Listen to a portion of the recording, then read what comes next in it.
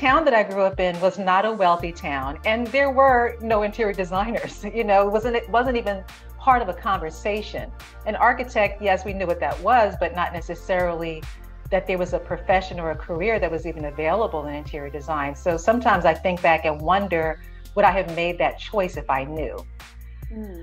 But about 8 years into my corporate America career, I went to a workshop that my company sent me to for management.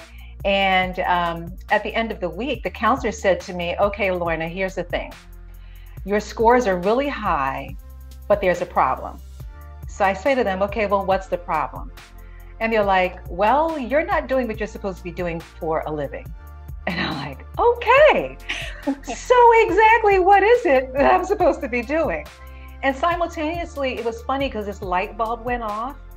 I had been getting a little fatigued with standard deviations and efficacy rates and things like that because I was working in pharmaceuticals, so it was a very science heavy kind of career versus being overly creative in marketing. So I felt I'd been feeling for a while that I wanted to make a shift. But what was interesting about the counselors is when I said, what should I be doing? They were like, well, we can't tell you that. You got to figure it out for yourself. So then, I remember getting off the plane after the conference was over, going to Barnes & Noble because it was open until 11 o'clock at night and see if I could find a book that would help me figure out what the heck I was supposed to be doing with my life. I interviewed people from a vast amount of different careers, and it just so happens that one of the last ones I interviewed was an interior designer who was from Toronto. And she told me, and she'd been working in the profession, I think for maybe 20 or 30 years. She said, Lorna, and I met her in the shoe store. It was crazy. It was, by the way, my favorite word is serendipity, and that was definitely serendipitous. So I was fascinated by her. She was telling me about how when she started, she couldn't wear pants, and how when she was pregnant, she couldn't go to work. I mean, it was the whole thing, but she just seemed so happy in her career and so fulfilled in her career.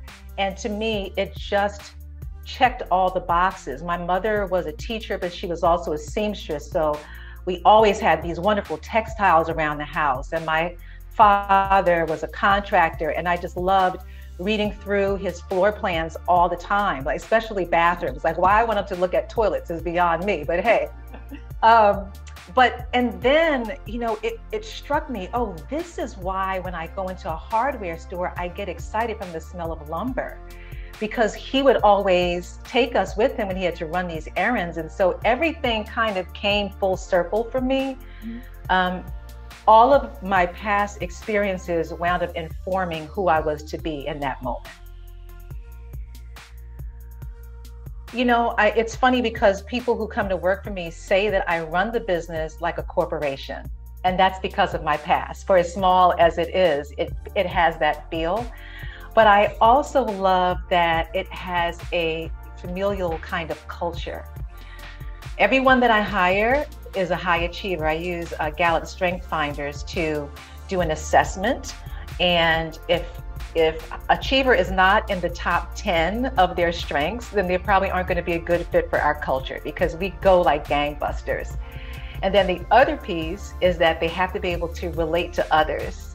So it's a balance here of accomplishment. And I think of it this way, even though it sounds corny, it's like accomplishment and love. It's like, we definitely want to be able to bond, not only with each other, but with our clientele, our vendors, everyone with whom we come in contact, obviously. But then also we get the job done. I remember when I was working in corporate, we used to work with an advertising agency, and we were bogged down with all this data and the whole hum of every day. But I tell you, every time we knew the advertising agency was coming in to present something creative, it was the best.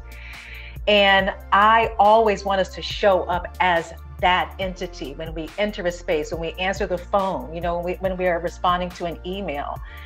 And we've had clients say to us, oh, I love getting these emails from you. So I want us to always be able to own that space. My favorite part used to be the day of the installation. And then I kind of went away from that because there's so many moving parts. There's so many things that can go wrong.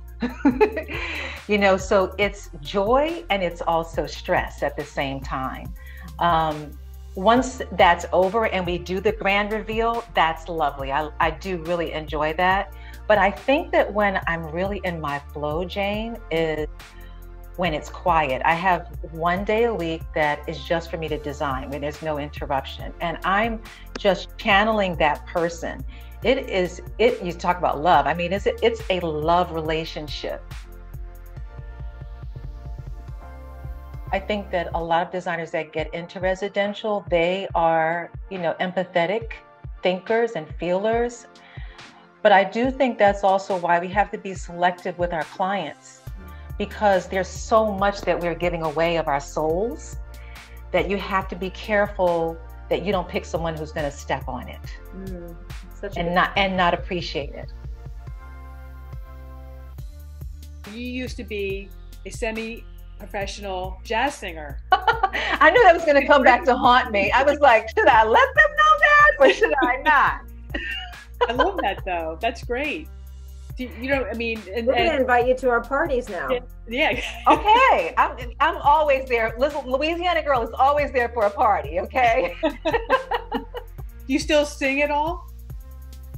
I sing periodically. It's funny because last year I decided that I was going to be more visible in that also, because I'd kind of like dampened that light a lot. But it is a joy. It brings me joy to sing. And I realize it makes other people happy when I sing. So, and I do, I sing jazz, R&B, gospel, pop, all of that.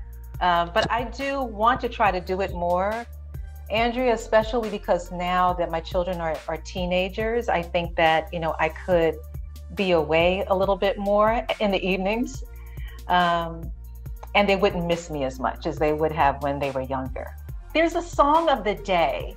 So the song today is Whitney Houston. I don't know, sometimes I don't even know why. And I have two songs today, Whitney Houston, and I have a gospel song called Speak to My Heart, right? Because I knew I was doing this podcast, and so the song, I'm always about words and lyrics. So the song is about, God, let me speak the words that represent you. So that was kind of the song that I was singing just before we, decided to hop on this little chat here. And then earlier this morning, I was singing, and I will always love you.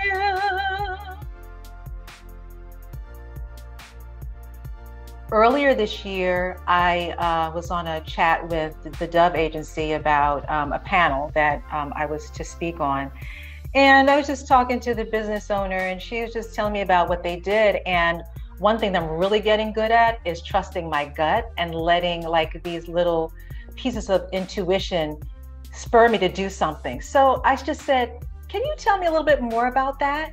And just so from out of the blue, then we wound up working together. I also had determined that 2020 was going to be a year of unapologetic visibility.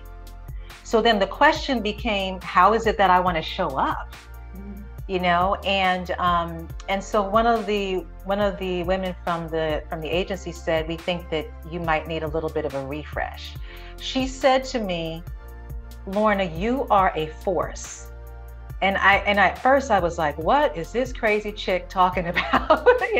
But she says, Lorna, you are a force, and your branding needs to show up that way to represent who you are.